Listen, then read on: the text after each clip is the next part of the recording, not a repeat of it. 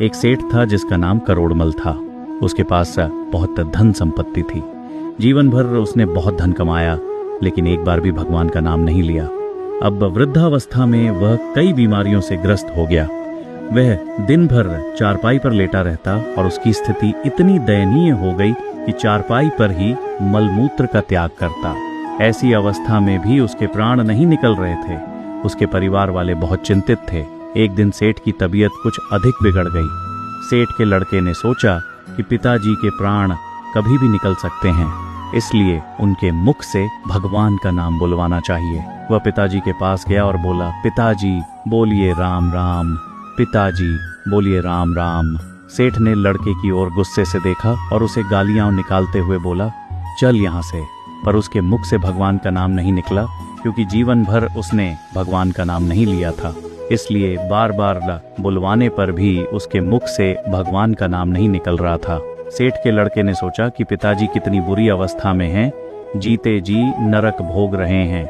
यदि किसी प्रकार ये भगवान का नाम ले लें तो इनका कुछ कल्याण हो जाए। ये सोचकर वह योजना बनाने लगा कि किस प्रकार इनके मुख से भगवान का नाम बुलवाया जाए। उस लड़के का एक बहनोई बहन का पति था जिसका नाम रामलाल था। लड़के ने उसे पत्र भेजा कि पिताजी बहुत बीमार हैं और आपको याद कर रहे हैं, इसलिए तुरंत आ जाइए। रामलाल ने भी सोचा कि शायद सेठ मरने से पहले मुझे कुछ धन संपत्ति देना चाहते हैं। वह अपने सब काम छोड़कर तुरंत आ गया।